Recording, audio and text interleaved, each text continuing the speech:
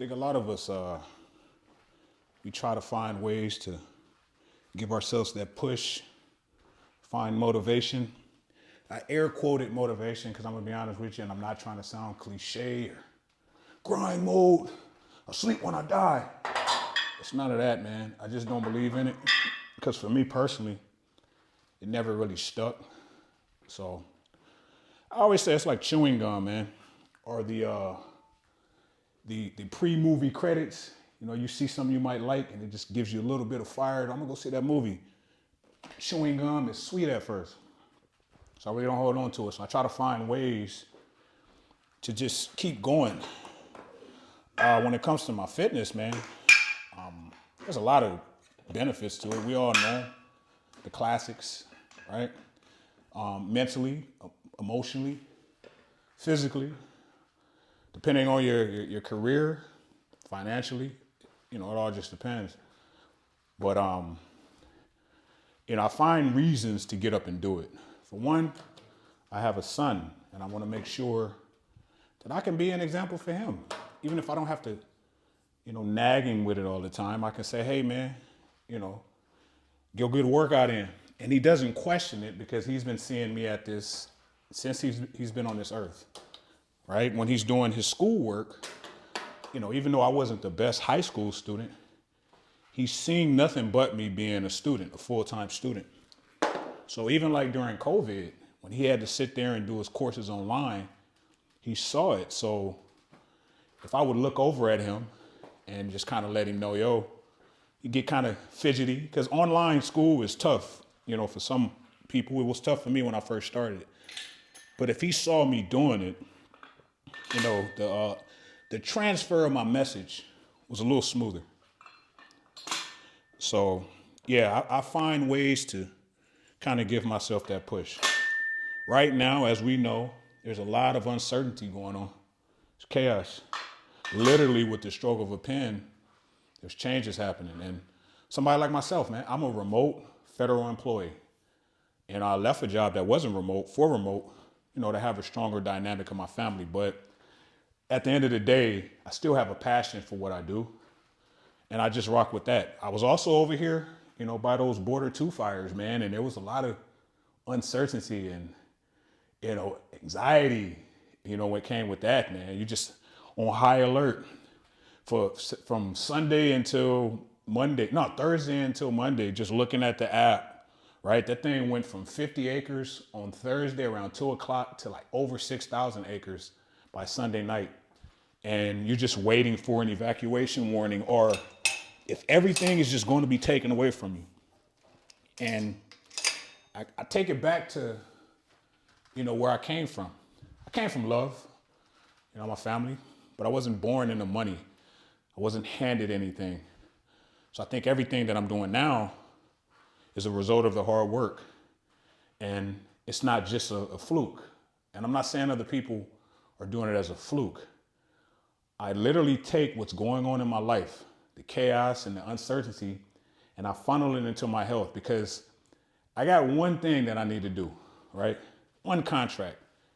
And it's to make sure that I provide for my family in there. And that's what I'm here to do. I got people I ain't spoke to in years, man. You can really tell people's motives and their agendas by how they come at you. I got people I ain't spoke to in so long that like, man, I didn't even know they knew I was a federal remote employee. Man, what you gonna do, man?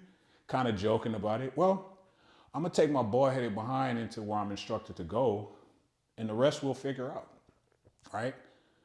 But I kind of lean into what I know I need to do. I gotta be the best version of myself every day, like top tier for my family. And even like, I try to find ways to learn new skill sets. Like it is not my job to, make content for roles at one point in time, but I do it to learn. And I got all these people like, man, you doing that, man? Ain't nobody. I'm trying to learn. I'm trying to learn apps. I'm trying to learn systems. I'm a licensed barber.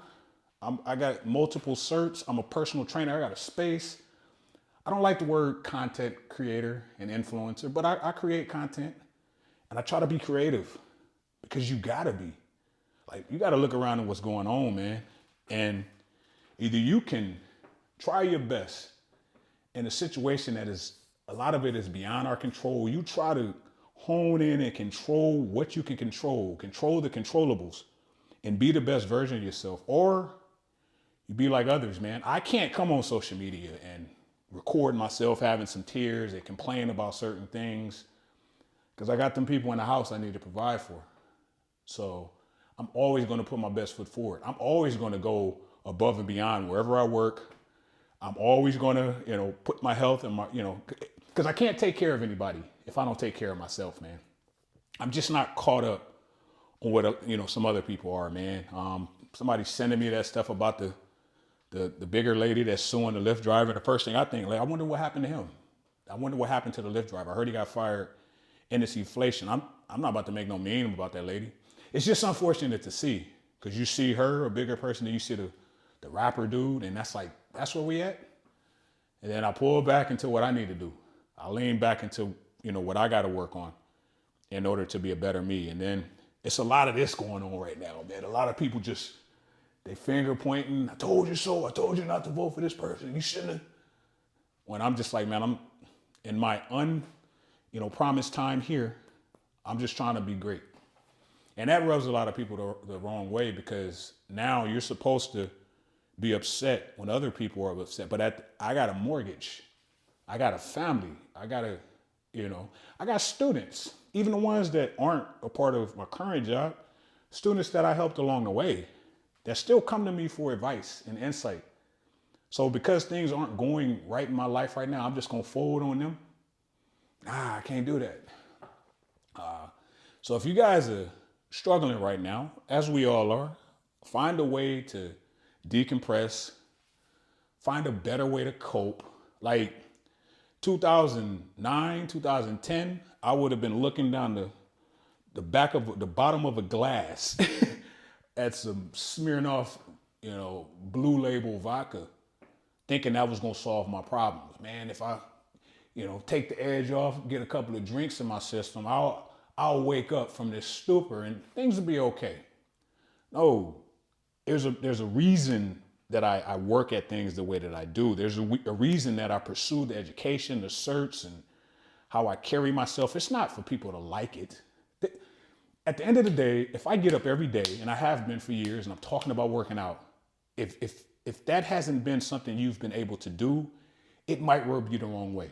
Only the people that have been sticking to it over the years understand what I'm talking about. And it's no shade at anybody, because it was the toughest thing that I ever had to, I had to establish, like, real. But yeah, I lean into whatever the situation is. I remember I had some stuff going on when I first started this job, and those were the best workouts that I had, man, because it was just like, either I allow something to cause me to react emotionally that can mess up everything that I've worked hard for. Because I'm going on 7 years in higher ed, post-Navy, since I retired. I did something totally different in the Navy, outside of what I did on my own time, trying to influence service members to, take advantage of free education. That was my passion. So now I'm going to let something mess that up like that because they want me to react a certain way. Nah, I'm just going to get that workout in. I'm going to kill it. I'm going to be in the best shape possible at my age. And I'm going to take I'm going to take the bumps as they come. It is tough right now. It is. But what can I do about it? Right? It's fight or flight. It is. And like I said, that's why I tell people, man, I pursued the education in order to try to give myself a leg up. I just so happened to find ways to where I never had to pay for it.